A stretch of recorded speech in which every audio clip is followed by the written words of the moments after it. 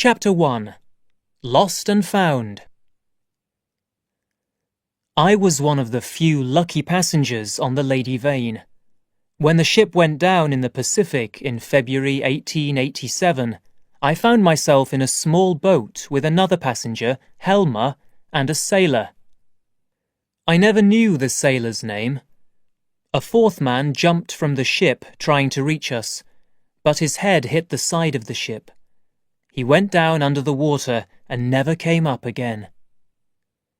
We had only a little bread and a small container of water on board. On the first day, the sea was very rough and we were almost thrown out of the boat. But then the sea became calmer and that danger passed. We spoke little. Most of the time, we did not move. We lay under the hot sun, looking out across the ocean. On the fourth day, we had no more water to drink. We became very thirsty. Then, on the sixth day, Helmer finally spoke of the idea that was already in all our minds.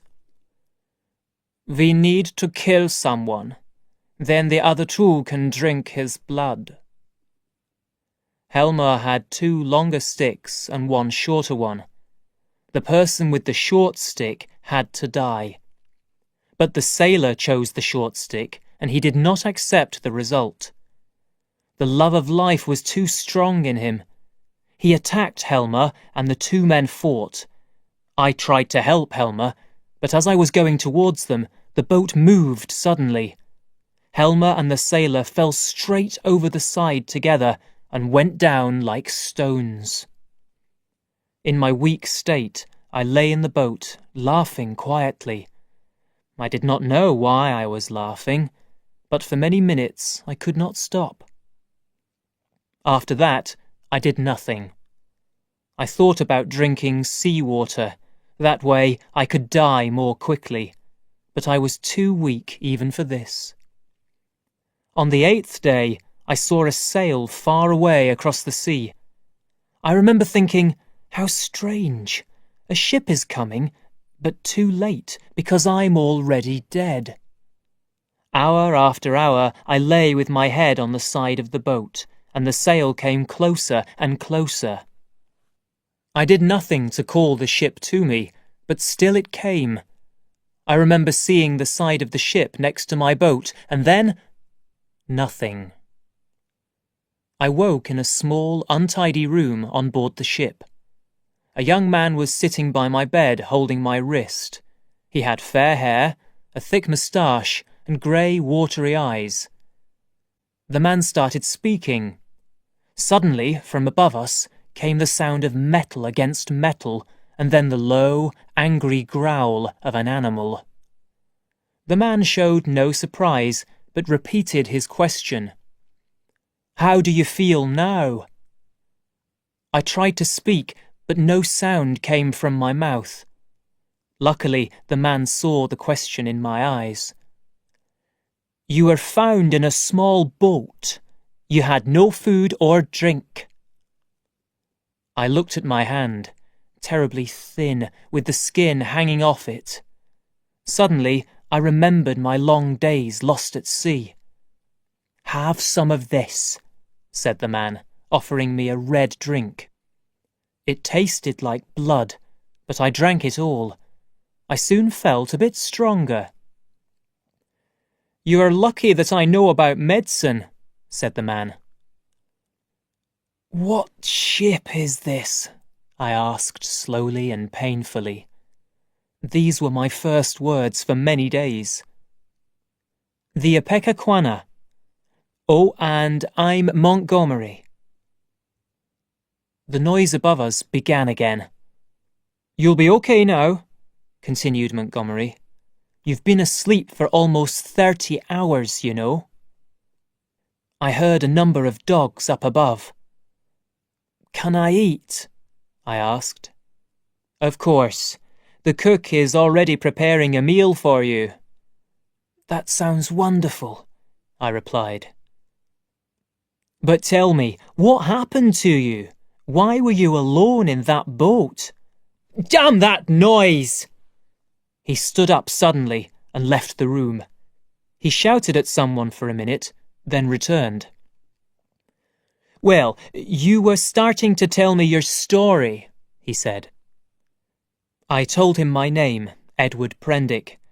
I was, I said, travelling in the Pacific because of my interest in natural history. He was excited by this and told me about his own days as a biology student in London.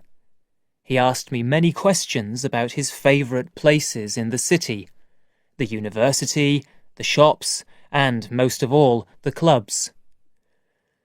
"They were happy days," he said sadly.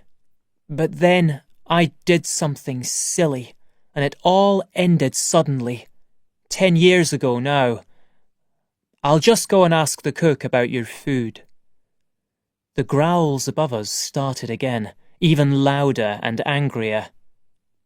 "What's that?" I called after him, but the door was already closing. Montgomery came back a minute later with some food, and in my excitement at the wonderful smell, I forgot about the animal noises. Chapter 2. The Ipecacuanha. I spent the day either eating or sleeping. The next morning I felt stronger and got out of bed. Montgomery lent me some clothes. They were too big. Montgomery was a tall man. But since my own clothes were destroyed, I was very grateful to him. As I dressed, he told me about the Ipecacuanha's captain, Davis. "He's drunk most of the time, but I don't have to worry about him for much longer. I'm getting off the ship soon." "Where?" I asked, surprised. Were we not still in the middle of the Pacific Ocean? "At the island where I live. I don't think it has a name." He gave me a hard look. "No more questions," his eyes seemed to say. Then I followed him out of the room for a walk around the ship. On the ladder to the top part of the ship, there was a man in our way. I could only see the man's back, but even from this view he seemed strange. He was very short and wide, with a hairy neck and a head that was in front of, not above, his shoulders. He wore dark blue work clothes and had long, thick black hair. The man heard our steps and looked round with the speed of an animal. His face was even stranger than his body. He had black skin and dark eyes with almost no white in them. His mouth was shaped more like a bear's or a dog's than a man's, with the largest teeth that you can imagine. The ugliness of this man hit me like a wave, and in my weak state I almost fell. But Montgomery held my arm and helped me towards the ladder. "Get out of our way, Emling!" he shouted at the man. "You shouldn't be here. Your place is at the front of the ship with the sailors." "They don't want me with them," replied the man called Emling. "They don't want you with them? Don't be so stupid. Go, I say." Emling moved away slowly, and I followed Montgomery up the ladder. At the top, I discovered where all the animal noises were coming from. There were lots of dogs tied up in one corner. In another corner was a puma in a cage that was too small for it. Rabbits, also in cages, filled the rest of the space. There were bits of animal food everywhere, and the smell was terrible. Suddenly there was a cry from the front of the ship, and someone shouted angrily. The strange man with the black face, Emling, ran towards us, followed by a man with red hair and a white hat. When the dogs saw Emling, they became even noisier than before. He stopped near them for a second. The other man reached him and hit him hard between the shoulders. Emling fell down next to the dogs, crying out in pain. The dogs growled angrily and jumped on him. Some sailors came to watch with interest. They did not try to help. "Stop that!" shouted Montgomery, hurrying towards them. Emling finally pushed the dogs away and stood up. He held onto the side of the ship, clearly afraid of the red-haired man's next move. Montgomery reached them. "This must stop, Captain," he said angrily, holding on to the red-haired man's arm. I stood behind Montgomery. The captain turned and looked at us rudely. His body moved from side to side as he stood there. He was clearly drunk. "What must stop?" he laughed. "Emling is your passenger. Keep your hands off him, or—" "Damn you, Montgomery! This is my ship, and I make the rules." "Emling works for me. Don't hurt him again, do you hear?" The captain looked at Montgomery sleepily for about a minute. "Damn scientists," he finally said in reply. Montgomery was getting very angry. "He's drunk, Montgomery," I said to him. "He won't listen when he's like this." "He's always drunk," Montgomery answered. "Does that give him permission to hit his passengers?" "My ship," the captain said, waving his hand at the cages, "was a clean ship. Look at it now." "You agreed to take the animals," shouted Montgomery. "And why do you want animals like these on your damn island, eh? And that man of yours, he's not a man, he's a monster." "You leave him alone, I say," continued Montgomery. "I'll cut out his insides if he comes to the front of the ship again. Sailors only at the front. Cut out his damn insides, I will. Damn you, and damn your crazy island." The captain continued to shout at Montgomery for some time. Montgomery took a step towards him. I did not want a fight on board, so I stopped him. "He's drunk," I said. "Just leave him." The captain started shouting rudely again. "That's enough," I shouted back at him. It was not sensible to shout at the captain, of course. I was alive only as a result of his help, and I had no money to pay for my journey on his ship. For some time he shouted angrily about his kindness to me, but there was no fight between Montgomery and the captain, and for that I was grateful. Chapter 3. Montgomery's Island. Late that evening we saw land far out to sea, and the ship turned towards it. We were nearing Montgomery's Island. After supper, Montgomery and I stood outside, talking under the stars. I was interested to know more about his animals and his island home, but he seemed uncomfortable with my questions, so I soon changed the subject. We spoke about London and about science, but as we talked, my questions grew stronger in my mind. Why was a man of science living on an unknown island in the middle of the Pacific? Why was he taking the puma, rabbits, and dogs there? And who was that strange man who worked for him? I heard a noise behind me and turned. Montgomery's dark assistant was standing a few steps from us. He looked quickly towards me. For a second or two, his eyes shone red in the lights of the ship. It frightened me terribly. I thought of the stories that I read as a child, of monsters and strange animals of the night. Then the man looked away, and Montgomery was saying, "I'm going to bed now. There'll be lots to do in the morning." I followed him down the ladder and went to my room. I slept little that night. I was woken many times, both by the noises of the dogs and by my terrible dreams. Early the next morning, I woke to a new sound. Someone above me was pushing the animal cages across the ship. I climbed the ladder. At the top, 6 men were carrying the puma in his cage to the side of the ship. A large man with white hair was now on board, talking to Montgomery. Next to them was a ladder down to a small boat that was waiting below. The captain, Davis, was there too. "We'll soon have a clean ship again," he was shouting. It was clear that he was still drunk.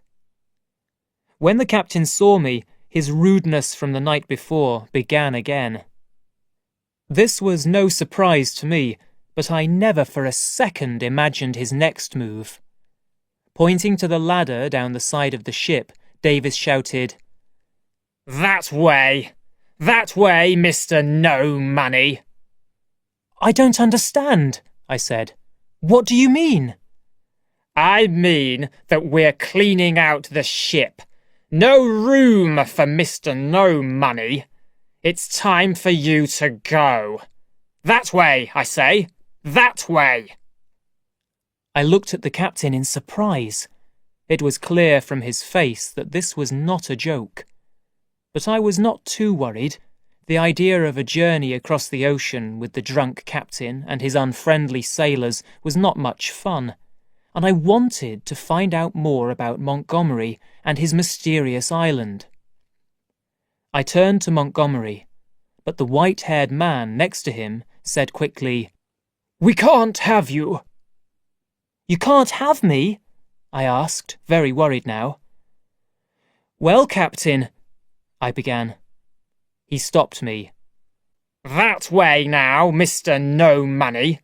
If they don't want you, we'll put you back in your boat.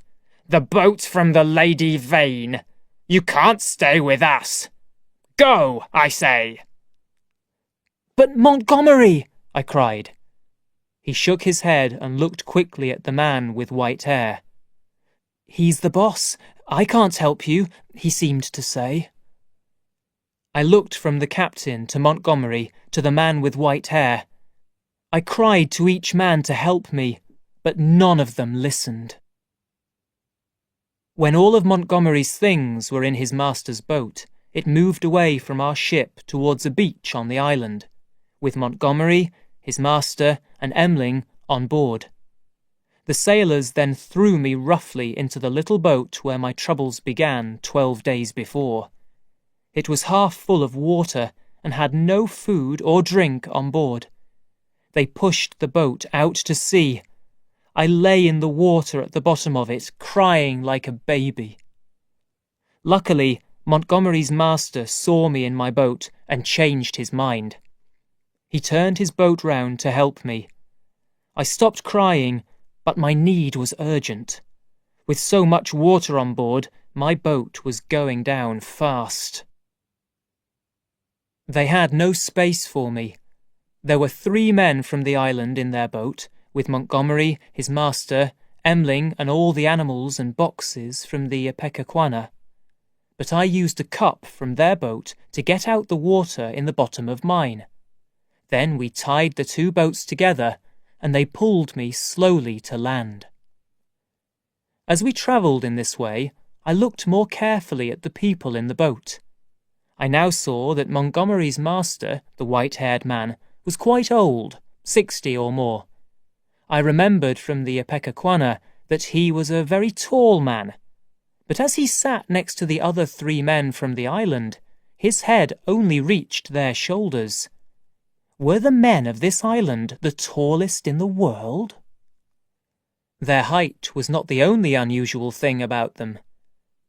They had long, straight, black hair like the hair on a horse's neck, and they were covered from head to foot in dirty white cotton.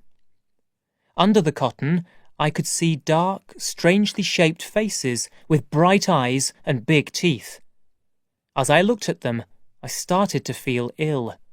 I quickly looked away. We were nearing the island. There was a beach of grey sand with tall trees behind it. Between the trees was a simple house circled by a big stone wall. Soon we landed on the beach.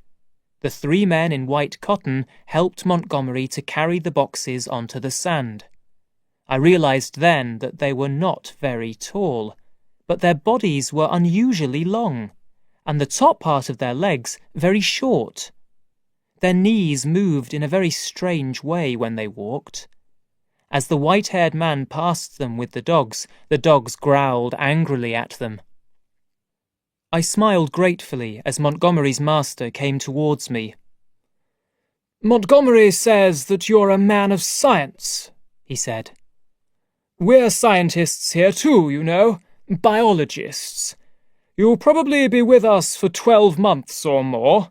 Ships don't pass this island very often." Chapter 4. Dr. Moreau. The white-haired man turned and walked quickly towards the house up the hill. I went to talk to Montgomery. "You've saved me again," I said gratefully. "Well, this island's not exactly London," he replied. "I can't promise that you'll enjoy yourself here. You'll have to be careful with—" He stopped suddenly. "Can you help me with these rabbits?" He carried a cage of rabbits from the boat to the beach, opened the cage door, and threw the rabbits onto the sand. "Go and have lots of babies," he said as they ran towards the trees. "There isn't much meat to eat on the island," he explained to me. "We're hoping that the rabbits will make good food." I helped Montgomery with the rabbits until the white-haired man returned. Then the three of us walked together to the stone wall that circled the house. "Well, Montgomery, what are we going to do with him?" the white-haired man asked. "He can't come into the house, but he can't stay out here either. We don't have time to build him a new house." "He should have my room," answered Montgomery. "He can use the outside door."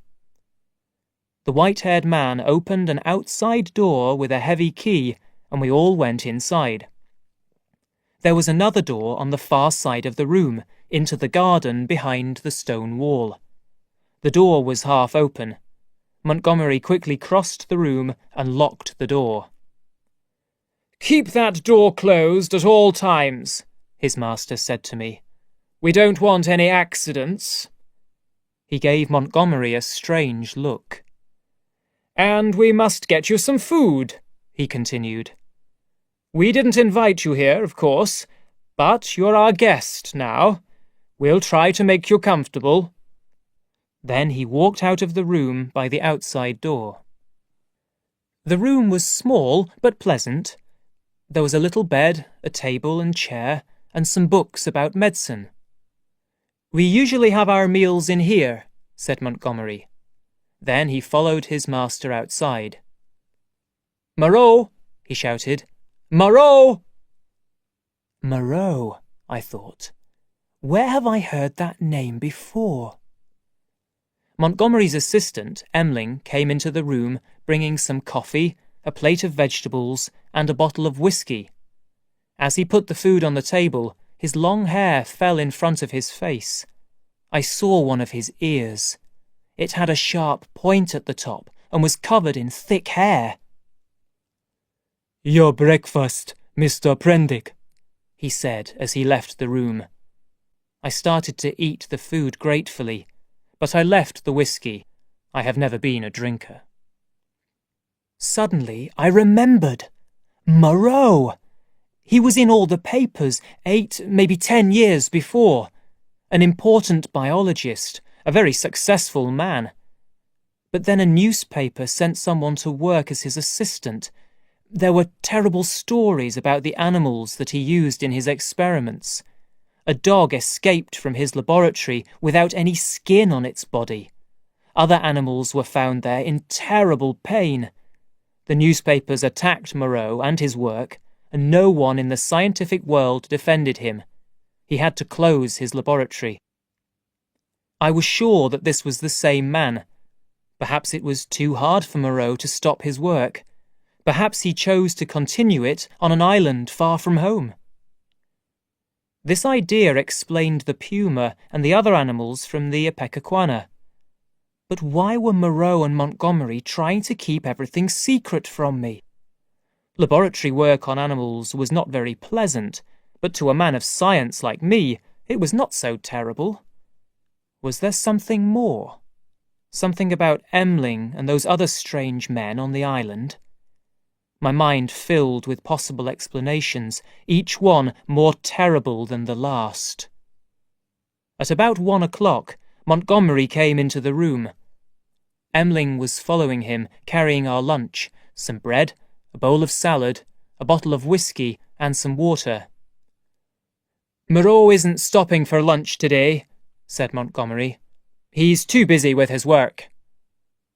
"Moreau," I said. "I know that name." "Damn, do you?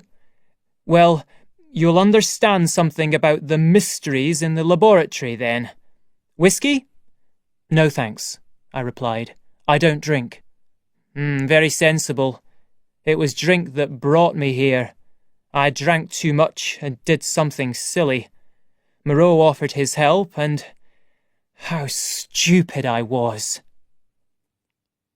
"Montgomery," I said suddenly, "why has Emling got strangely shaped ears?" Emling? But, his hair covers his ears. How do you know about his ears?" "I've seen them, Montgomery. They've got a sharp point at the top, and his eyes shine in the dark." "Well, I don't know, Prendick. I've never seen his ears. Maybe he keeps his hair long to hide them." From the laboratory we heard a loud cry of pain. It sounded like the puma. The noise continued for about a minute, and it clearly troubled Montgomery. "Damn, damn, damn," he was saying quietly to himself. He drank a big glass of whiskey, then left the room. Chapter 5. An Evening Walk. Through the afternoon, it seemed that the puma's pain got worse. The screams grew louder and louder. I put my fingers in my ears, but still the screams filled my head. Finally, I had to escape from the room. I went outside, but the noise from the laboratory was even louder there. I walked quickly away from the house and into the forest, until I could not hear the puma any more. At last, I felt calmer. I came to a stream. It was a pleasant place, protected from the hot afternoon sun by the tall trees above. I sat down to rest. Suddenly, I saw something moving in the shadows on the other side of the stream. It came closer. What was it? It moved towards the stream. It was an animal coming for a drink. It drank thirstily, with its head down at the water. I looked more carefully. It was not an animal. It was a man, dressed in blue clothes. But this man was using his hands as feet, and he was drinking like a cat. I moved to see him better. He heard me and looked up. Our eyes met. He stood up quickly and dried his mouth with his hand. His legs were much shorter than his body. He looked at me for a minute, then walked slowly away. I too started walking. I did not feel comfortable by the stream now. I crossed it and went uphill. I was surprised by a bright red piece of ground in the middle of the green of the plants. I looked closer. There was a dead rabbit there, half-eaten and still warm. I thought about its killer, a dangerous animal, or that strange man by the stream. I realized that I knew nothing about the dangers of the animals or people in the forest. It was a bad idea to walk alone in a strange place like this. I decided to go back to the house. I started running. I almost ran straight out into an open space, but stopped myself just in time. In this space between the trees, I saw 3 strange people. One was clearly female, the other 2 male. They had rough pink skin and small bits of red clothes tied around their bodies. Their faces were heavy and shapeless, and they had almost no hair on their heads. Their legs were unusually short, and their feet were very small with no toes. They talked quietly together, or were they singing? They moved their bodies from side to side in a kind of dance and repeated the same words again and again. Memories of Sundays in church came back to me. Were these strange people practicing their religion? I continued to watch them. There was something animal about these people. At first, this idea was not clear in my mind, but then one of the men fell to the ground. For a few seconds, he was using his arms as legs, and suddenly I realized. With their rough pink skin and heavy faces, these people were like pigs. I moved away from them as quietly as possible and walked towards the beach. Suddenly, 30 meters in front of me, I saw the man who was drinking at the stream earlier. His eyes shone green as he looked at me. Then he disappeared between the trees. I did not move. I could still feel his eyes on me. "Who are you?" I shouted.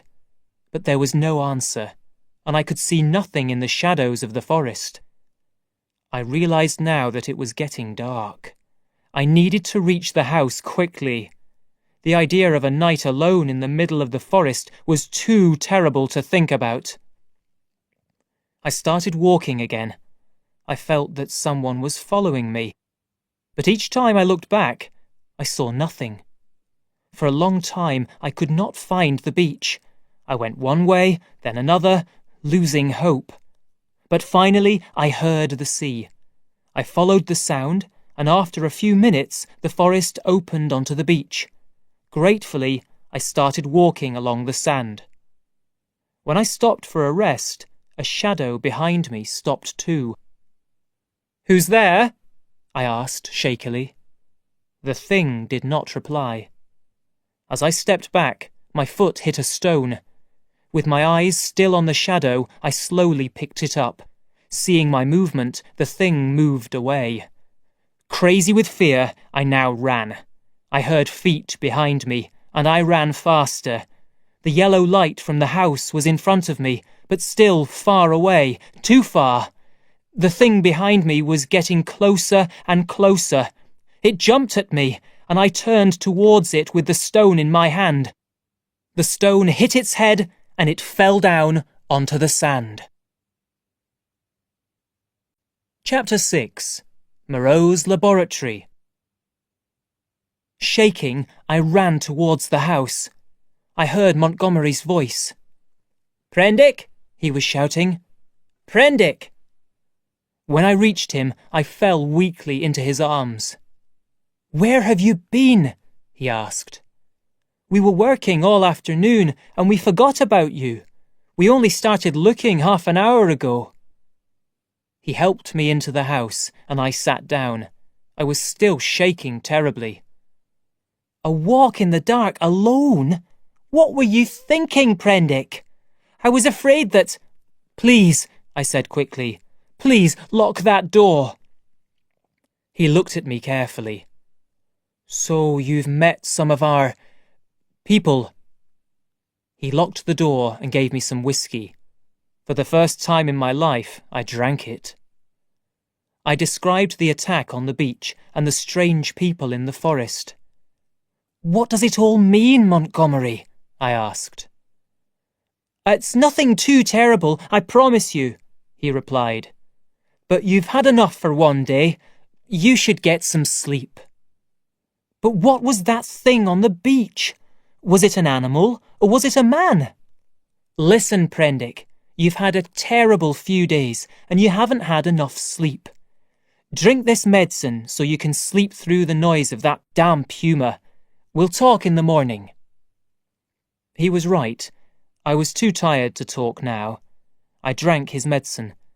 He helped me into bed like a child, and soon I was asleep. When I woke, it was late morning. There was some breakfast on the table, and I ate hungrily. Montgomery opened the inside door, the door into the garden, for a quick hello. "We're very busy in here, I'm afraid. No time to talk." He closed the door again, but I discovered later that he did not lock it. I returned to my breakfast. Suddenly, there was a cry of pain from the laboratory, but this time it was not the puma. It sounded exactly like the cry of a man. I did not move. My ears waited for the sound again, but there was nothing. Perhaps it was my imagination, I thought. Then it came again. This time there could be no mistake. A man in the laboratory was screaming and crying with pain. I ran straight to the door to the garden, threw it open, and went outside. Montgomery was near the door. "Prendick, stop!" he shouted. Through an open door on the far side of the garden, I saw something pink tied to a table. It was covered in blood and bits of white cloth. Then Moreau was in front of me. He picked me up and threw me back into my room. I heard the key in the lock, and Moreau saying, "I'm not going to stop the work of a lifetime because of him." "But he doesn't understand," said Montgomery. I could not hear the rest. As I stood up shakily, my mind was full of the most terrible ideas. What were they doing to the man in there? I thought again about those strange people in the forest. Were they the results of Moreau's terrible experiments on ordinary men and women? It seemed the most believable explanation. And what about me? Did they plan to use me in their experiments too? It was clear to me that my life was in very great danger. Luckily, the outside door was still open. I picked up a walking stick to defend myself against these crazy scientists. Then I ran to the door. I heard someone outside. It was Montgomery. Was he planning to lock me in my room? I ran at him with my stick, and he stepped back. "Prendick!" he cried out in surprise. "Don't be stupid, man!" I ran north along the beach. Montgomery was behind me, shouting. I could not hear his words. I turned into the forest and ran for a kilometre or two. Then I stopped and listened. I heard a dog, then Montgomery's voice, but they were getting further and further away. No one was following me. I found a good place to hide, in the shadows of the trees. There I sat for many hours, too afraid to move. I tried to make a plan. But how could I live alone on the island? I did not know how to catch rabbits or fish without the right equipment. I did not know what forest fruits and vegetables to eat. Could I ask the strange animal men of the island for help? How dangerous were they? My hiding place was getting uncomfortable, so I lay on the ground for a minute. Suddenly, high above me in the trees, I saw a pair of eyes. A black face. The face moved closer.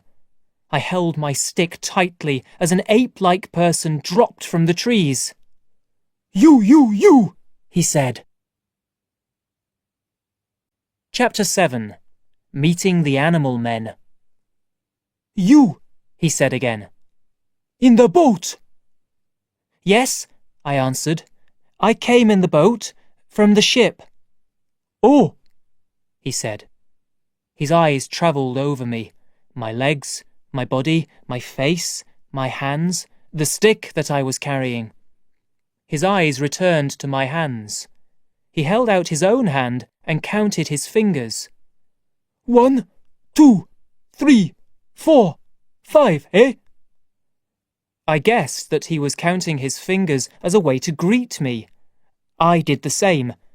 1, 2, 3, 4, 5, eh? I said.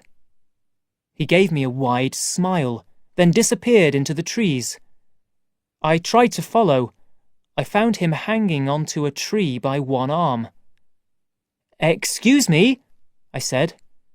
He dropped to the ground. Standing up straight, his arms hung below his knees. Do you know where to find food? I continued. Food, he said. Eat man's food now, at the huts. But where are the huts? I asked. I'm new here, you see. Together, we walked through the forest. I wanted to find out as much as possible from him. "How long have you been here?" I asked. "How long?"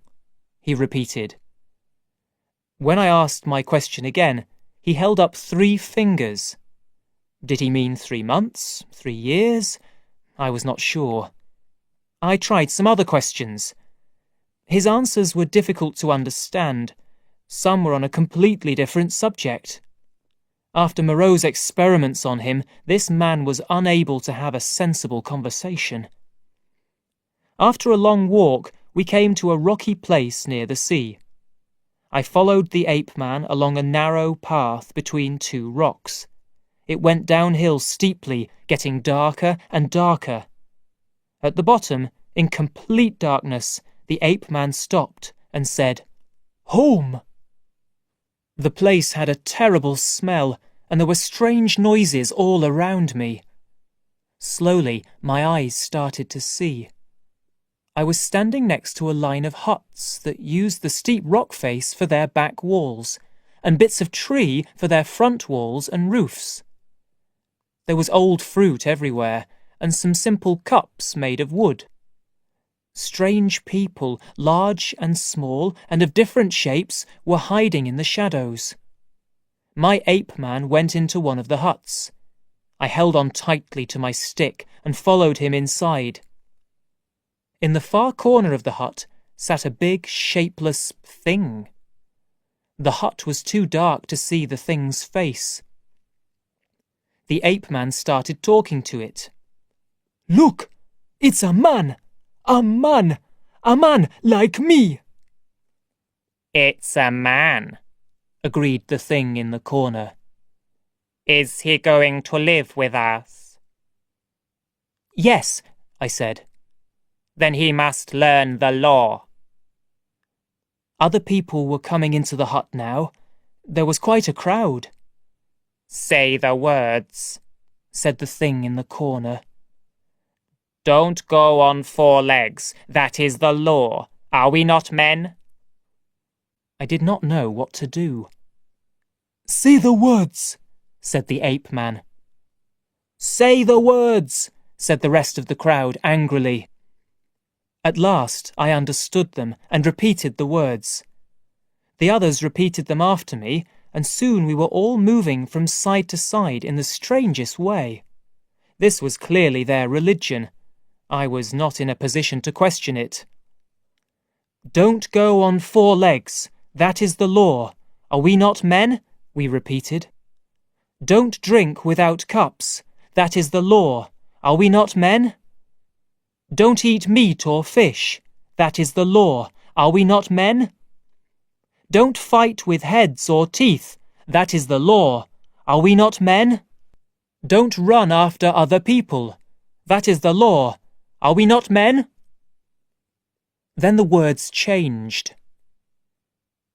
"His house is the house of pain. His hands are the hands that hurt. His hands are the hands that make. His hands are the hands that mend. He is master of the stars in the sky. He is master of the sun and moon. He is master of the deep salt sea. He is our master." At last the strange words ended. My eyes were now seeing better in the dark. The speaker in the corner was about the height and weight of an ordinary man, but was covered from head to foot in grey hair, like a big grey dog. What was he? What were they all? "He's a 5-man, a 5-man like me," said the ape man. The thing in the corner moved to the light of the hut's entrance and took my hand in his. His hand was hard, with 3 very short, thick fingers. 5 fingers. 5 thin fingers. That's good. Many have problems with their fingers. He dropped my hand and looked into my eyes. "I am the sayer of the law," he said. "New people come to me to learn the law. Do not break the law. No one escapes." "No one escapes," repeated the animal people. No one, said the ape man. Once I did a little thing, a wrong thing, and look, he burned my hand. There, you can see the burn. The master is great. The master is good. Different parts of the law are difficult for different people, explained the sayer of the law. Some like to bite and drink blood. Others like to fight with their heads or their hands.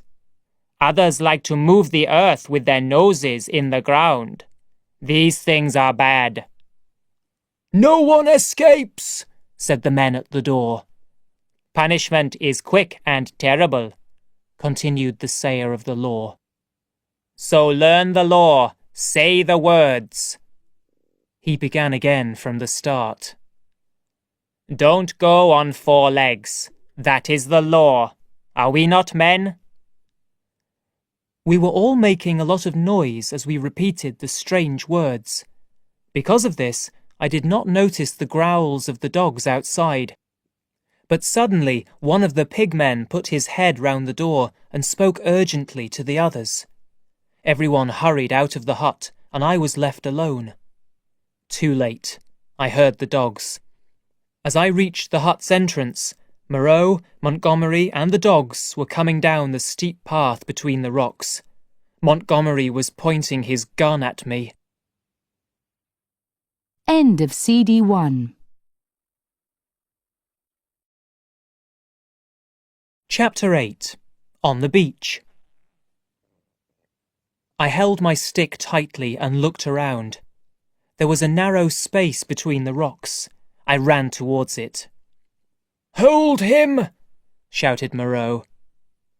The animal people moved towards me. I pushed into one man's shoulder and he fell against one of his friends. I used my stick on a third as he tried to catch my legs. Then I ran as fast as I could, up between the rocks and into the forest. I could hear cries of, "Catch him! Hold him!" behind me. But luckily the animal man nearest me was too wide for the narrow space between the rocks, and the others could not get past him for a minute or two. I went deeper into the forest, cutting my legs on the plants.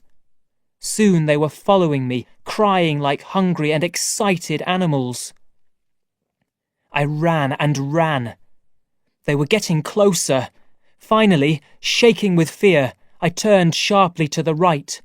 The noises of my followers grew quieter as they continued straight on. For a short time, I was safe. But I knew now that the animal people were as dangerous as Moreau and Montgomery. I could not ask them for protection. I decided to go back to the house. Maybe I could find a gun or knife there. It was my only hope. I walked along the beach, leaving behind me a thin line of blood from my leg. Suddenly, far in front of me, Moreau, Montgomery, and the dogs came out of the trees with the animal people close behind them. As they came towards me, I had no more hope of life. But I could still choose something better than the pain of Moreau's laboratory. I walked straight into the sea.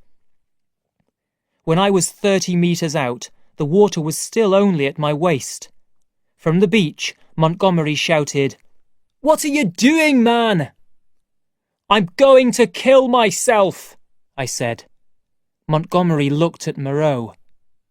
"Why?" Moreau asked. "Because it's better to be dead than one of your experiments." "I told you," Montgomery said to Moreau. "Why do you think that you'll be one of my experiments?" asked Moreau. "I saw him in your laboratory, and those animal people, they—" "Stop," said Moreau. The animal men were listening to us from the tree line. "I won't stop," I cried. "Those poor people! They were men, but you've changed them. You've turned them into animals! Monsters!" Montgomery looked very worried. "Stop that, Prendick! Please, man, stop!" The animal people looked at me strangely. They moved closer to hear me better. "Listen to me for a minute," said Moreau. "but in Latin. I hope you learnt it at school." He started speaking to me in Latin. My Latin was not very good, but his meaning was clear. These animal people were not men, he explained. They were ordinary animals until he changed them in his laboratory. "I don't believe you," I replied in English. "They talk, they build houses, they use tools. Animals can't do these things." "Come back to the house and I'll explain," he called. "No, I'm staying here. The sea here is full of dangerous fish. They'll eat you if you go much further." "That's fine," I answered. "Better than your laboratory." "Wait a minute," he said. He took a gun out of his pocket and put it down on the sand. "Montgomery will do the same," he said. "We'll go up to the top of the beach. Then you can get the guns." "I won't," I answered. "You've probably got a third gun somewhere." "Think sensibly, Prendick. We didn't want to have you on this island. Why not if we needed you for our experiments?" "Why did you tell the animal people to catch me?" I asked. "This island is dangerous. We wanted to bring you back to the house. It's safer there." I was silent, thinking. Was it possible that his words were true? "But I saw," I said, "in the laboratory." "That was the puma," cried Montgomery. "Listen, Prendick, this is crazy. Come out of the water, pick up the guns and talk." I was still afraid of Moreau, but Montgomery seemed an ordinary, honest kind of man. I decided to believe their story. "Go up the beach with your hands above your heads," I said. "We can't do that," said Montgomery, moving his eyes towards the animal people. "They mustn't see their masters in a position of weakness."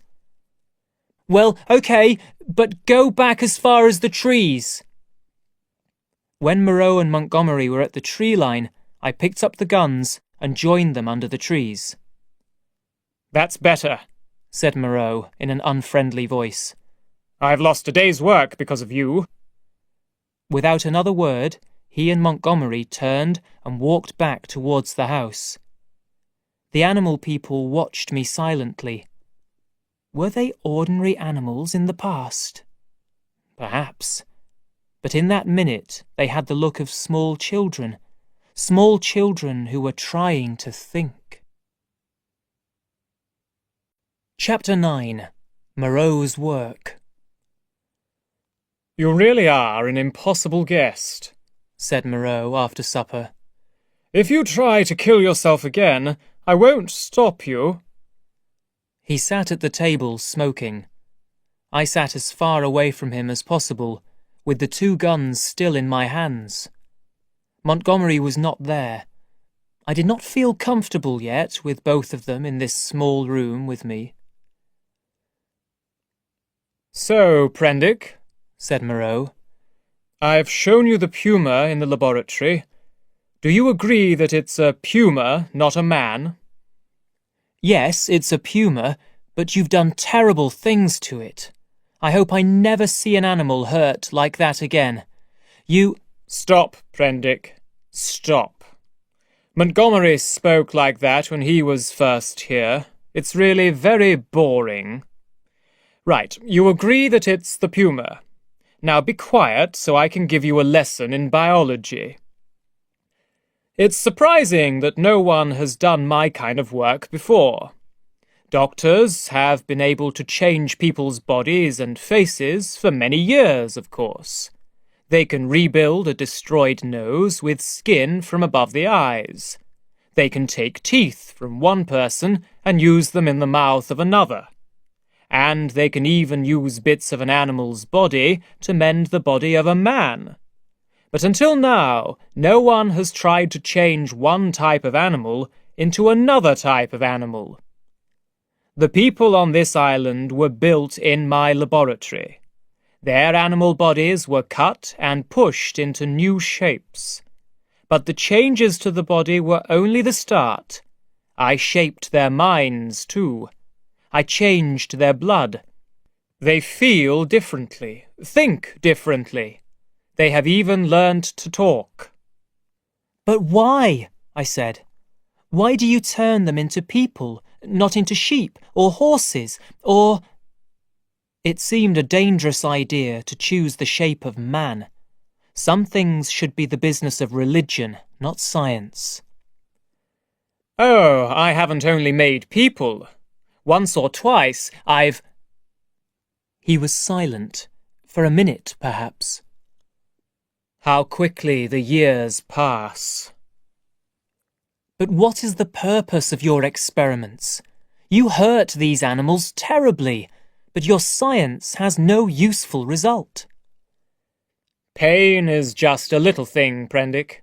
While you worry about pain, you are no better than an animal. Each of my experiments gives the answer to a question, a big question. But it also asks a new question. There is always more to find out. I came here with Montgomery 11 years ago. We had 3 boys with us from another Pacific island. They built the house for Montgomery and me. For themselves, they built the huts where the animal people now live. My first experiments here were on sheep, but they weren't very successful. Sheep are too fearful, too stupid.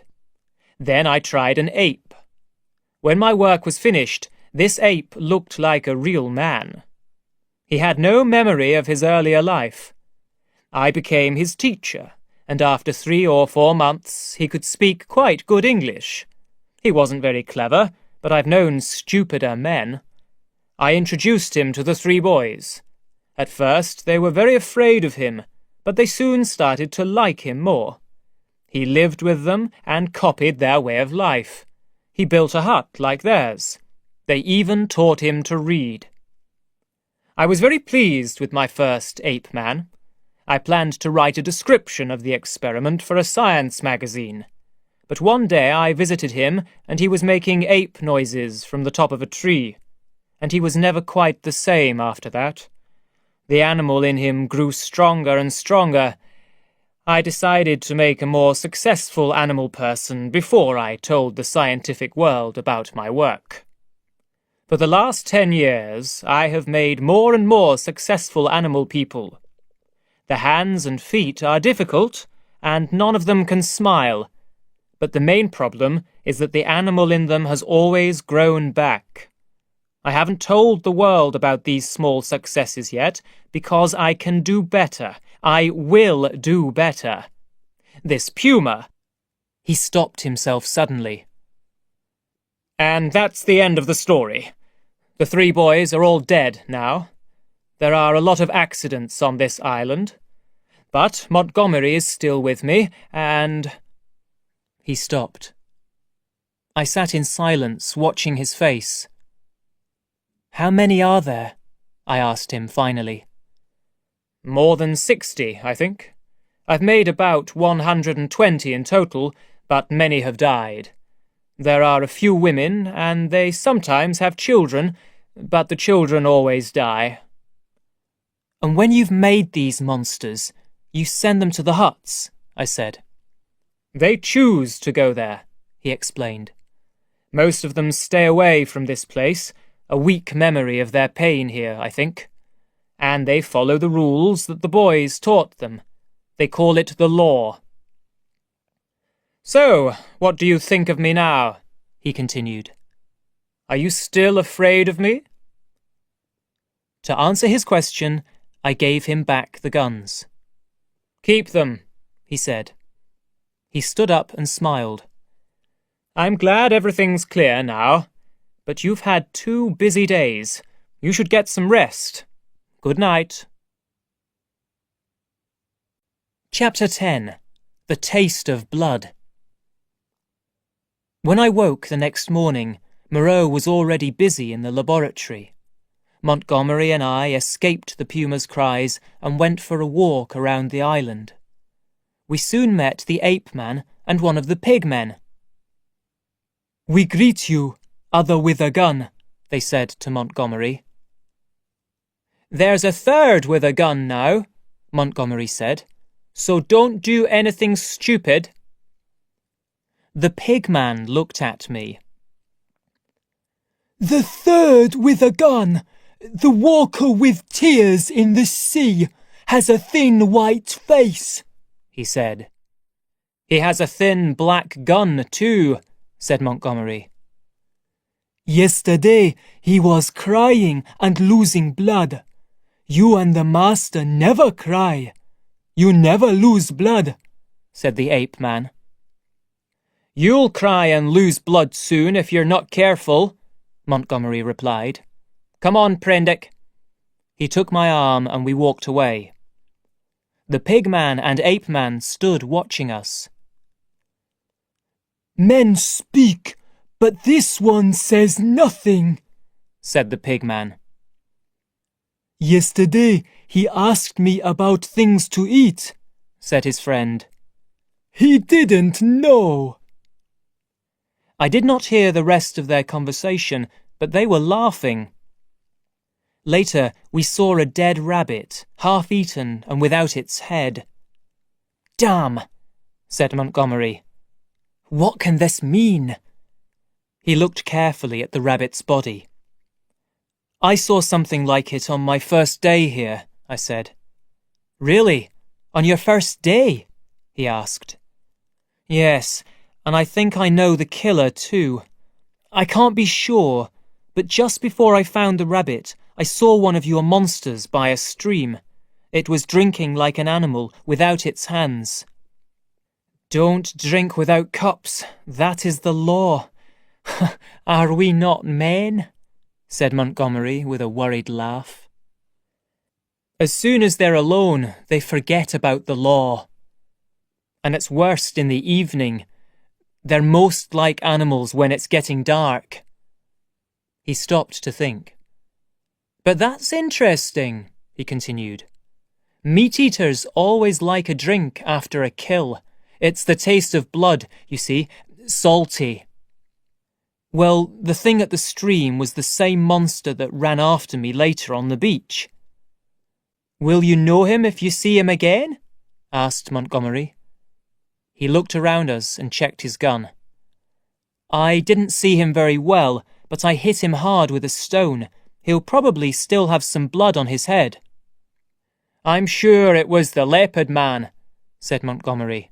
"Or perhaps one of the other big cats. But how can we prove that he killed the rabbit too? Damn rabbits! It was a big mistake to bring them here." I started to walk back to the house. Montgomery did not move. "Let's go," I called. Finally, he joined me. "This is serious, Prendick," he said. "They mustn't learn to enjoy meat. If they do, well, we're all in trouble." Back at the house, Moreau agreed that the problem was very serious. That afternoon, the three of us and Emling walked across the island to an open space near the animal people's huts. Moreau took a little pipe from his pocket and put it to his mouth. It made a surprisingly loud noise. Soon the animal people started to arrive. 2 of the pig men first, then a big horse person, and a terrible bear woman. When they saw Moreau, they dropped to the ground. "His hands are the hands that hurt. His hands are the hands that make. His hands are the hands that mend," they said, throwing earth on their heads. More and more animal people were coming out of the trees, singly or in pairs, to join them in this strange activity. 62, 63, counted Moreau. "There are 4 more. "I can't see my attacker," I said. Moreau made the noise with his pipe again. Finally, at the back of the crowd, I saw my attacker join the rest. There was a dark line of blood on his head. "The leopard man," Montgomery said quietly in my ear. "Stop," said Moreau in a loud, strong voice. The animal people sat on the ground and stopped talking. "Where is the sayer of the law?" asked Moreau, and the hairy grey monster stood up. "Say the words," said Moreau. The grey monster and the others began the words of the law. When they reached "Don't eat meat or fish, that is the law," Moreau held up his hand. "Stop!" he cried. The crowd was suddenly silent. They looked nervously at their neighbours, waiting for Moreau's next words. "Someone has broken that law," he said. "No one escapes," said the sayer of the law. "No one escapes," repeated the rest of the crowd. "Who was it?" asked Moreau, looking from face to face. The leopard man looked worried, and some of the other big cats too. Moreau stood in front of the leopard man. "Who was it?" he asked again in a terrible voice. "If you break the law," he said, turning to the crowd. "You go back to the House of Pain," the crowd continued. "The House of Pain! The House of Pain!" cried the ape man in excitement. Suddenly the leopard man jumped at Moreau. Moreau fell back. The leopard man ran away, and the crowd followed. I followed with them, behind Emling and Moreau. I found myself next to the bear woman. "No one escapes!" She laughed excitedly as we hurried through the trees. We ran in the heat of the day for 30 minutes or more. Finally, the leopard man was in a corner of the island and could not escape us, but he was hiding. We walked slowly towards the sea in a long line. "Careful!" cried Montgomery. "He'll move suddenly when we find him." "Back to the House of Pain, the House of Pain, the House of Pain!" sang the ape man. Suddenly I saw a pair of green eyes shining out from under the plants. It was the leopard man. I will never forget the fear in those eyes. He already knew the pain that waited for him in Moreau's laboratory. It was kinder to kill him quickly. I got out my gun and shot him between the eyes. He fell to the ground dead. In the same second, 2 of the other big cats jumped at him and bit deeply into his neck. Other faces came towards us. "Don't kill him!" cried Moreau. Then he saw that it was too late. "Damn it, Prendick," he said. "I wanted him in the laboratory." We pulled the meat-eaters away from the body. Then I walked away from the crowd. I watched them take the body into the sea. All the animal people still seemed very excited. I suddenly felt sick as I thought about the sad lives of these monsters. The problem was not only their pain in Moreau's laboratory. They then spent every day of their lives fighting against the animal in them. It was an impossible fight. In secret, they all broke the law in their different ways, and the fear of the House of Pain never left them. Chapter 11. The Puma Escapes. For the next 2 months, I lived quietly on the island. My dislike of Moreau and his work grew stronger. But soon the strange animal people did not seem unusual to me. I watched Montgomery and Emling together with interest. Emling was probably the most successful of Moreau's experiments. He was made from a bear, but he had bits of dog and horse in him too. He was not as clever as the ape man, but he followed orders much better and looked more like a man. He lived in a small hut at the back of our house, not with the other animal people in their huts. He followed Montgomery like a dog, and most of the time Montgomery enjoyed his company. When Montgomery spoke kindly to him, he jumped around happily like an excited child. But after a few whiskies, Montgomery sometimes kicked him or threw stones at him. Even then, Emling was happy to be at his master's side. Montgomery and I did not become close friends. After his long time away from ordinary people, he was too strange. He seemed more comfortable with the animal people than with me, and I stayed away from the animal people as much as possible. I dreamed day and night of ways to escape the island.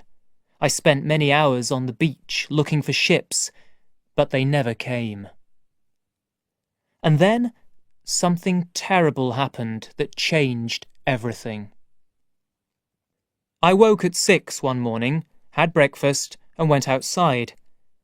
Moreau walked past me and said a quick hello. Then he opened the door to his laboratory and went in. After many weeks on the island, I almost did not notice as the cries of the poor puma began for another day. Then I heard a crash inside the laboratory. Suddenly, something was running towards me. Not a man, not an animal, but a monster. It had no skin, no face, but terrible yellow eyes, and drops of blood were coming from all over its body. It jumped at me. I held up my arm to protect myself. The monster crashed into me, and I fell to the ground. As it ran towards the forest, I tried to get up, but there was a terrible pain in my arm, and I could not move. I saw Moreau with blood on his face and a gun in his hand. He looked at me for a second, then followed the monster into the trees. Finally, I stood up. Montgomery arrived. "The puma!" I cried. I was standing near the door, and I was silenced by the pain in my arm. Montgomery had a look at it. "Well, it's broken," he said, "and there's a lot of blood, but it isn't too serious. You'll live. Now, what were you saying about the puma?" He cleaned my arm as I told him my story. "Well, there's no sign of them now," he said. "I should go and help Moreau. That puma was strong." He gave me a gun and walked into the forest. Still in great pain, I went inside. I kept the door open and held the gun in my good hand. The morning was as calm as death. There was no wind. The sea was like a mirror. I kept my eyes on the place where I last saw Moreau and Montgomery. Where were they now? I once heard Montgomery shouting, "Moreau! Moreau!" Then nothing. After many hours, I heard a gunshot far away in the forest. A long silence, then another shot. A shout, closer this time. Then silence again. Suddenly, a shot, very near. I looked round the corner, and Montgomery was there. There were bits of grass in his hair, and there were holes in the knees of his trousers. He looked hot and tired, and very worried. Behind him stood Emling with a strange brown colour around his mouth. Was that blood? "Has he come?" cried Montgomery. "Moreau?" I asked. "No." "Go back inside," he continued. "They're all crazy, crazy! What's happening to them? I need some whiskey." We went inside, leaving Emling by the door. After a glass of whiskey, Montgomery told me about his morning. "We've seen no sign of Moreau or the puma, but the animal people have gone crazy. We met 2 of the pigmen, and they had blood on their mouths. One of them attacked me. I don't understand it. No one's ever done that before, not even the meat-eaters. Well, I shot one of the pigmen in the head, and Emling got the other with a bite in the neck. Emling's damned teeth probably saved my life today. We met a meat-eater too, one of the big cats, with blood on its mouth and a broken foot. I shot it. Well, it's better to be safe." "What does it all mean?" I asked. Montgomery shook his head and picked up the whiskey bottle. I left him with his drink for some time, but he was clearly getting drunk, and that was dangerous on a day like this. "Listen, Montgomery, something's happened to Moreau," I said. He's been out for too long. We need to find him." Montgomery did not want to go, but in the end he agreed. We had a quick lunch, then stepped out into the heat of the day. Chapter 12. The Search for Moreau. Emling went in front. Montgomery followed, with his head down and his hands in his pockets. He could not walk in a straight line because of the whiskey. My left arm was tied up and painful, but luckily my right arm was fine. I carried our only gun. We took a narrow path through the trees. Suddenly, Emling stopped, listening. We listened too. Some animal people were coming towards us. "He's dead," said one voice. "He isn't dead! He isn't dead!" said another. We saw, said some others. There was a few seconds' silence, then some crashes in the trees. Finally, we saw 6 faces: the ape man, the hairy grey sayer of the law, and 4 horsemen. "What did you say?" asked Montgomery angrily. "Where's the master?" They all looked at their friends. No one spoke. Finally, the hairy sayer of the law said, "He's dead. They saw." "Where is he?" continued Montgomery. The hairy grey thing pointed away to our left. "Is there a law now?" asked the ape man. "Is it still don't do this and don't do that? Is he really dead?" "Is there a law?" repeated his friends. "Is there a law, other with a gun? He is dead," said the sayer of the law. They all stood watching us. Montgomery's eyes were still swimming in whiskey. "Prendick," he said. "He's clearly dead, so—" I thought quickly and stepped towards the animal men. "Children of the law," I said loudly. "He is not dead." Emling turned his sharp eyes on me, but I continued. "He has changed his shape. He has changed his body. For some time you won't see him. He is there." I pointed up to the sky. "You can't see him, but he can see you. Fear the law." They looked unsure. "He is great. He is good," said the ape man finally, looking fearfully up at the sky.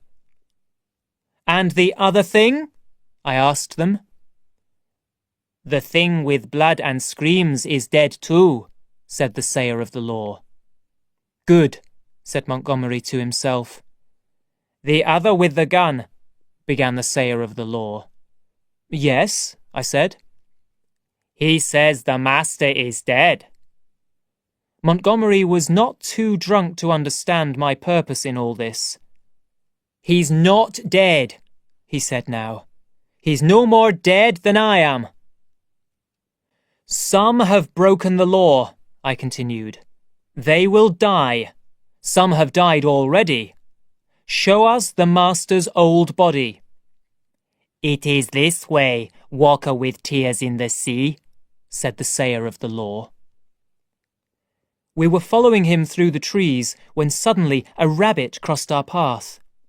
Behind it came a great bear man, too fast to stop. The sayer of the law stepped out of this monster's way. Emling jumped at it, but was pushed off. Montgomery turned to run. Quickly, I pulled out my gun and shot straight into the monster's ugly face. Its face was destroyed, but still it came towards us. It caught Montgomery in its arms as it fell to the ground, dead. Slowly, Montgomery shook himself out of the monster's lifeless arms. The sayer of the law came nervously to look. "You see," I said to him, "the law is alive. This man is dead because of the law. No one escapes." "No one escapes," he repeated. His friends joined him to look at the dead bear man. Finally, we continued our walk. At the west corner of the island, we found the dead puma. It was shot in the shoulder and half eaten too. Then, a few meters away, we found another body. It lay face down, its white hair covered in blood. With the animal men's help, we carried Moreau's body slowly back to the house. It was getting dark. We heard many strange noises through the trees, but we were not attacked again.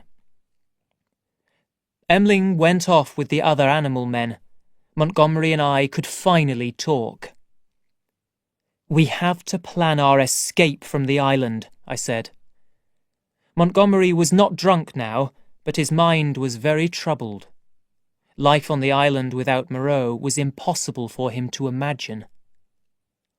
"No one wants me in the real world," he said. "It's okay for you, Prendick, but this place is the only home that I have. And what about the animal people? The good ones? They need our protection." "What will happen to them if we go?" I asked. "The meat-eaters will eat the others. They all change back to animals in the end." He reached for the bottle of whiskey and drank a large glass of it. He offered some to me, but I refused. Another glass disappeared down his neck, then another, as he talked about the animal people. "Emling is the only person in the world who has really loved me," he said drunkenly. "Where's Emling? Where is he? I want to have a drink with him. Emling! Emling!" I tried to stop him. "You can't give him drink. He'll—" "Get out of my way!" shouted Montgomery. Suddenly his gun was pointing at me. I stepped back. "Everything's gone wrong," he cried. "Tomorrow I'll probably kill myself. But tonight I'm going to have some fun. I'm going to have a party." Chapter 13. Montgomery's Party. Montgomery turned and went out into the moonlight. "Emling! Emling, old friend!" he shouted. He found 3 animal men on the beach and gave them all a drink. Emling soon joined them. "Drink and sing!" Montgomery was shouting. "Let's have a party!" The noise of this strange party was loud at first. It got slowly quieter as it moved along the beach. Finally, there was silence. I stood in the moonlight for a few minutes at the door to my room. Then I started to prepare for my escape the next day. I made a pile in the garden of everything that I needed for the boat: food, clothes, some sheets for sails, containers for water, and much more. A few hours before morning, Montgomery's group returned.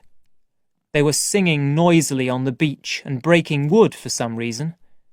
But I was busy, working by the light of my oil lamp. I soon stopped noticing their noise. When it was getting light, Montgomery's group finally stopped singing. There was a shout of, "More! More!" Some angry words followed, then a loud scream. The scream worried me. I stood and listened. There were more shouts.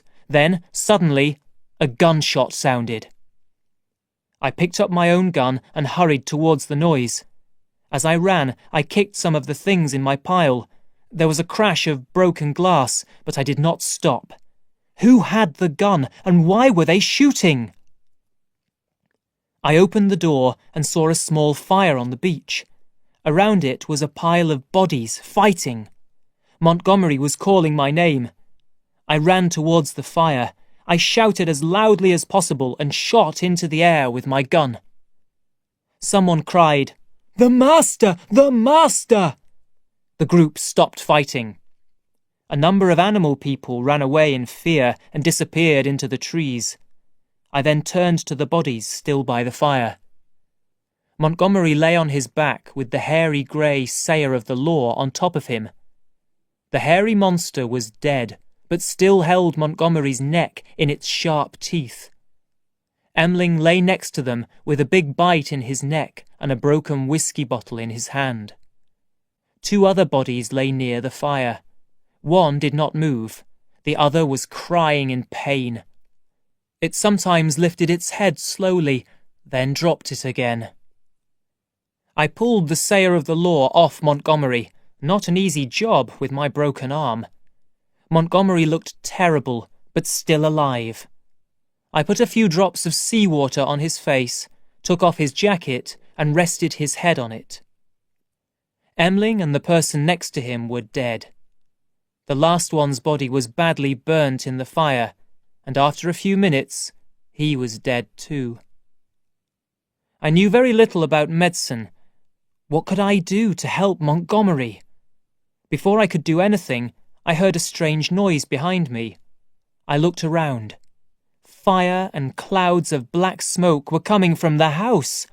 I thought back. The crash, the broken glass. I knew immediately the reason for the fire. The broken glass was my oil lamp. The fire was already burning strongly. It was impossible to save any of the things inside. My mind turned to my plan of escape, and I looked for the 2 boats on the beach. They were not there. Slowly, I understood. Montgomery's fire used wood, the wood of the 2 boats, the 2 boats that were my only hope of escape from this island. I was so angry that I almost killed Montgomery with my gun. Then his hand moved, and he looked so weak. I could not hurt him. He shook with pain and opened his eyes for a minute. I lifted his head up a little. His eyes met mine.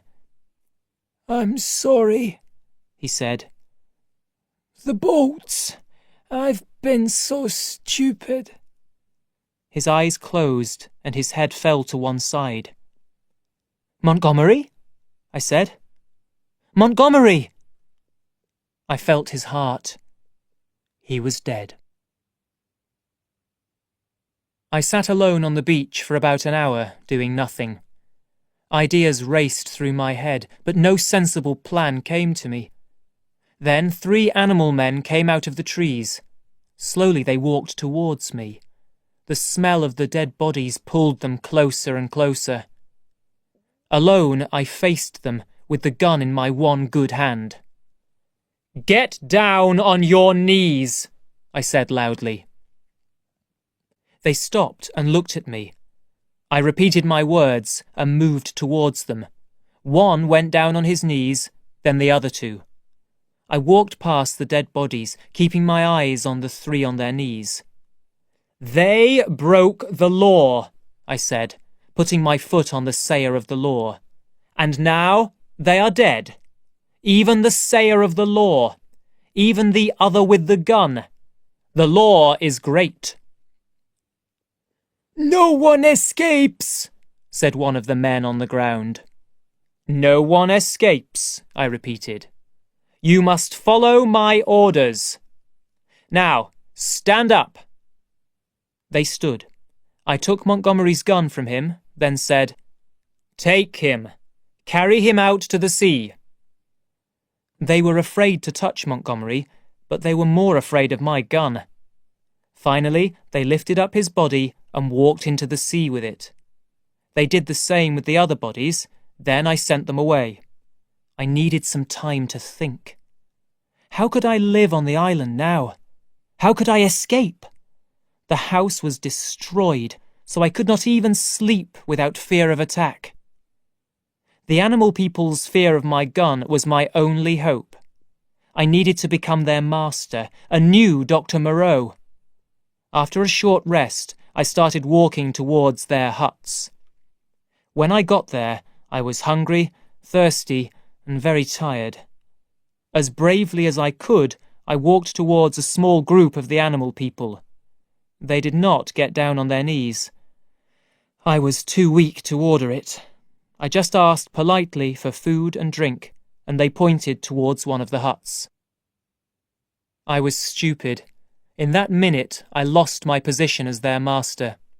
They were never afraid of me as they were of Moreau. In an empty hut, I ate some fruit. Then, with my gun in my hand, I fell into a troubled sleep. When I woke up, it was dark outside. My arm was hurting. At first, I could not remember where I was. Then the terrible memories of the last 2 days came back to me. I heard something in the hut. I saw a dark shadow near my legs. It was slowly moving. Who or what was it? I waited. Suddenly, something soft, warm, and wet passed over my hand. Chapter 14. Alone with the Animal Men. I almost screamed. "Who's that?" I asked. "I, Master," said the shadow. "Who are you?" "They say that there is no master now, but I know. I carried the bodies into the waves for you, walker with tears in the sea. I carried the bodies of the people that you killed. I am yours, Master." I remembered him on the beach, a dog man. He seemed safe. "Good, that's good," I said. His tongue passed over my hand again. "But where are the others?" "They are saying bad things. They are saying the master is dead. The other with a gun is dead. The walker with tears in the sea is like us. We love the law and we will keep it. But we have no master now, no house of pain. They say these things, but they are wrong, I know." In the darkness, I reached for the dogman's head and touched it lightly. "Soon you will kill them all," he continued. "If they break the law, I will come for them." "Master always knows best," said my new friend. We left the hut and found a crowd of animal men around a fire. "He is dead! The master is dead!" said the ape man. "There is no house of pain!" "He is not dead," I said in a loud voice. "Even now he is watching us. The house of pain has gone, but it will come again. And the master too will come again. Every minute of every day he is watching you and listening. There will be pain and death for anyone who breaks the law." "True, true," said the dogman. They were very surprised by my words. Animals can be clever and dangerous, but only a real man can lie. "The walker with tears in the sea says a strange thing," said one of them. "Can it be true?" said another. For an hour we talked, and by the end many believed me. Finally they went to their beds, and I went with them. I was safer with a group of them than with one alone. This was the first night of 10 months alone with the animal men. In the first month, I spent a lot of time with them. I even started to like some of them, the dogman and a few others. But as the months passed, the animal people began to change. It became difficult for them to walk on 2 legs. Their hands became useless. Their bodies grew more and more hairy, and they stopped wearing clothes. Their language skills suffered too. Their words became difficult to understand. Then they stopped using words completely. After about 6 months, the law was almost completely forgotten. They still ate only fruit, but for the meat-eaters, this could surely not last long. Every day I watched the sea for ships. 3 times I saw a sail and lit a fire, but no ship came close to the island. After many months, I decided to build my own boat, but stupidly I built it in the forest, far from the sea. It was destroyed as I pulled it over rough ground to the beach. Then life got worse. As I was walking in the forest, I saw something red. A dead body. The body of my friendly dogman. The meat-eaters were back. No one was living in the huts now. Most of the animal people were sleeping by day, some in trees, some in holes, following their natural ways. At night they were awake, and their growls and screams filled the darkness. The dogman's was the first of many dead bodies that I found around the island. I too started to sleep by day. That way I could defend myself more easily from a night attack. I also started to build another boat, this time on the beach. When it was finished, it was stronger than the last one, but I had one problem that I could not solve. I needed fresh water for the journey that I was planning. But I had no container. I walked around the island again and again looking for a possible container, but I found nothing. Then a happy day arrived. There was a little sail out at sea, and it was coming closer. I lit a fire and fed it all day. The sail came towards the island, slowly, slowly. When night fell, it was still a long way from land. All night I kept my fire bright. In the light of the fire I saw many eyes watching me. But the animal men could not make their own fires now, and were afraid of mine. In the morning the sail was much nearer. I could see 2 men in a little boat. They were sitting low down in it, one at each end. When they were very close, I started shouting. I waved my jacket, but the men did not notice me. Suddenly, a great white bird flew up out of the boat. Again, the men did not move. A cold fear took hold of me. Finally, the boat reached the beach. The men, long dead, fell to pieces when I pulled them out of the boat. One had bright red hair. The other had a hat with the word Ipecacuanha on it. 3 of the meat-eaters were soon by my side, interested in the smell of the bodies. I was too weak to keep them away, but I could not watch their terrible meal.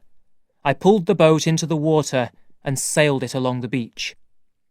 That night I slept in the boat. In the morning I filled its water container at the stream. Then I shot and cooked 3 rabbits and picked a large amount of fruit. I put the food and drink into the boat and sailed away from the island. The wind took me slowly southwest, and soon the blue of the ocean was all around me. After the last few months, it felt good to be completely alone. 3 days later, I was picked up by a ship. I seemed crazy to the sailors, of course. I was wearing almost nothing.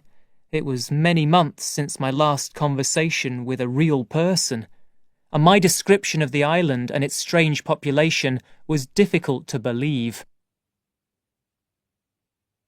For 30 years, I have kept quiet about my adventures on the island. Perhaps even now no one will believe me. But what does it matter? I am an old man. I will soon be dead.